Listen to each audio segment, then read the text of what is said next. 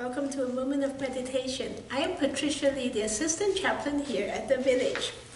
We have embarked on a journey to knowing God, not just knowing about God, but knowing Him in a personal and relational way. We will begin by reading the opening verses of the 10 Commandments from Exodus chapter 20, verses 3 to 5. God said, "You shall have no other gods before me. You shall not make for yourself a carved image or any likeness of anything that is in heaven above, or that is in the earth beneath, or that is in the water under the earth. You shall not bow down to them or serve them, for I, the Lord your God, am a jealous God." The Lord has declared to us that He is a jealous God. In fact, one of His many names is Elkanah, the jealous God. Last time we explored what God is jealous for. In other words, what matters to God.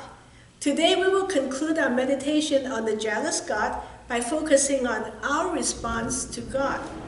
The theme for today is God matters. Even this response of ours has been prescribed and commanded by God. It is found in Deuteronomy chapter 6, verses 4 and 5. "Hear, O Israel, the Lord our God, the Lord is one. You shall love the Lord your God with all your heart and with all your soul and with all your might." This command is called the Shema because the command to hear is Hebrew in Shema. The Shema is a centerpiece of the Hebrew liturgy recited in almost every worship gathering. When Jesus was questioned what the most important commandment is, He cited this as the greatest one, followed by love your neighbor as yourselves. So the chief responsibility of the people of God is to love Him with our utmost, with every aspect of our being. That would be the key to our question today. How are we to respond to God's covenantal love? That He is jealous for our hearts, that we matter a great deal to Him? Last time we mentioned that in any relationship, but especially in an exclusive marital relationship, each partner needs to feel he or she matters. That means each one needs to demonstrate that the other person matters to him or her, that they are significant, important, that they have priority. To sum up how that will be demonstrated, the key word is love. But can we be more specific about our attitude, our motive, our action in love? Going back to the Shema, we see that God points out the three aspects of our being and spells out that we are to love the Lord our God with all our heart and with all our soul and with all our might. That would be our strength. As I was meditating on this, I realized that the hymn we sang last time, "We Have Not Loved Thee as we ought," offers an outline for us, the four facets of our relationships, especially our relationship with God: to know Him, to fear Him, to love Him, and to serve Him. We will be singing the same hymn in the closing, but right now, please join me as we explore these territories. The first verse says, "We have not known Thee as we ought, nor learned Thy wisdom, grace, and power. The things of earth have filled our thoughts, and trifles of the passing hour. Lord, give us light, Thy truth to see, and make us wise in knowing Thee." Wouldn't you agree that if we love someone, we naturally want to know everything about him or her? Same way with loving God, we need to make effort to know Him. And that's the overall theme of this series of meditation. The hymn specifically points to God's wisdom, grace, and power that we need to learn. But sadly, our knowledge about God is so very shallow, let alone knowing Him in a personal and intimate way. Why is that? I would say first and foremost is because we are indifferent to what matters to God. Last time we have learned that indifference is in fact the first thing that causes the deterioration of a relationship. That's when we degrade the other person who no longer matters to you. You have no interest to find out what matters to them. Unfortunately, we often treat God with indifference.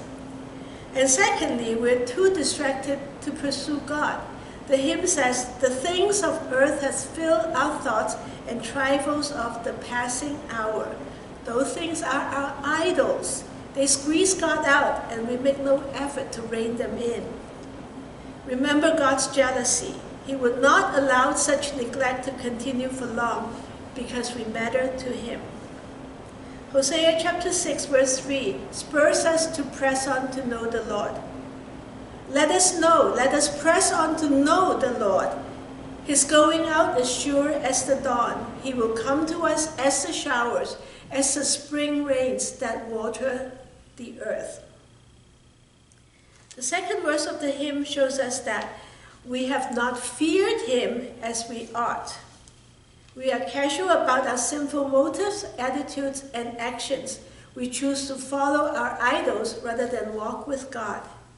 Romans chapter 2 verse 5 gives us a stern warning. We read, "But because of your hard and impenitent heart, you are storing up wrath for yourself on the day of wrath, when God's righteous judgment will be revealed." The third verse of the hymn shows us that we have not loved him as we ought. We neglected to protect our time alone with God. We do not seek to please God in special ways. Marriage counselors would point out that a loving relationship takes special attention and work. Oftentimes it's the little things such as setting aside time each evening just to be together, or showing gesture of affection such as a kiss at parting, or an occasional bouquet of flowers. Expression of delight and affection are important ingredients in a healthy, loving relationship. And if we pay attention, we will notice love notes from God and signs of his tender loving throughout our days. How much more do we need to express our love and gratitude to our gracious Lord? The Song of Songs by Solomon in the Bible gives us inspiration and examples. I will read for us Song of Solomon chapter 2 verses 3 and 4 from the perspective of the bride who sings. "As an apple tree among the trees of the forest, so is my beloved among the young men. With great delight I sat in his shadow, and his fruit was sweet to my taste. He brought me to the banqueting house, and his banner over me was love." And love always includes action and service. So in verse 4 of the hymn we read, "We have not served thee as we ought." We would leave our duties undone or lacking in the zeal for God's work. Or we serve him not as he instructed, but based on our own idea of God's cause. A big part of it is because we do not know God, not realizing that his sovereignty and his glory really matter to him, that he would guard them. Yes, if we love him, we want to serve him for his glory, but to serve out of fear, thinking that God needs us to protect his glory and fighting for power based on religious fervor, unfortunately will lead us away from what is good and important in God's sight, which is found in Micah chapter 6 verse 8. Micah wrote, "He has told you, O man, what is good. And what does the Lord require of you but to do justice and to love kindness and to walk humbly with your God?" And we need to guard our faulty motive of serving God to earn his merit and favor. But he loves us anyway. We are saved by grace, not by our work. So we are going to close with this hymn, "We Have Not Known Thee As We Ought." Dan Stokes will now lead us.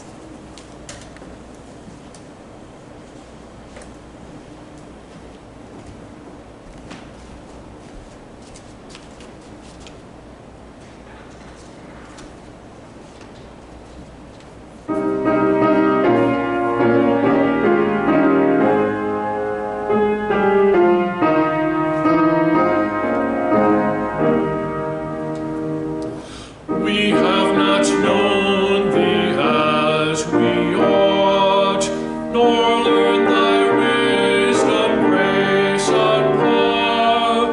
The things of earth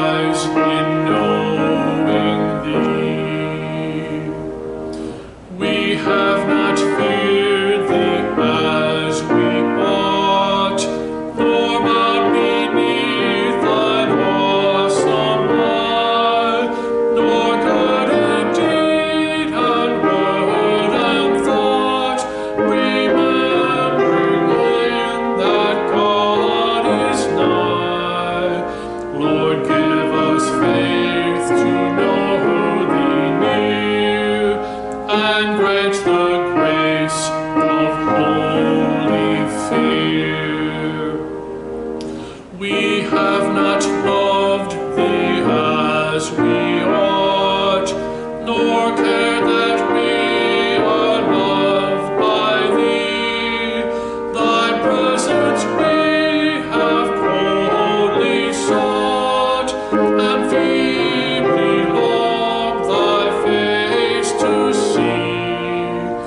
Lord, give a pure and loving heart to feel thy own and love the heart.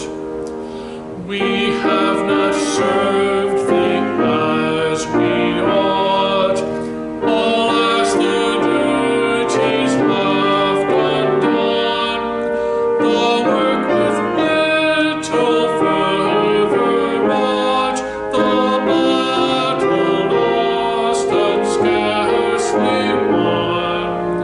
Lord, give the zeal and give the might for thee to toil, for thee to fight.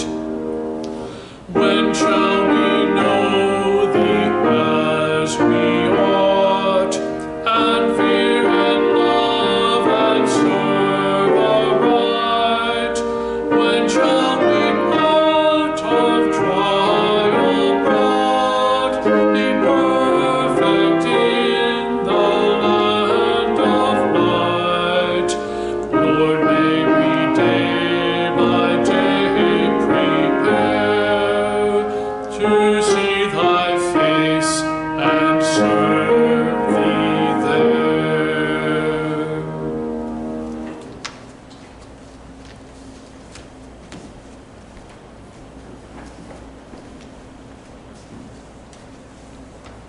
The benediction is from Deuteronomy chapter 7, verse 9.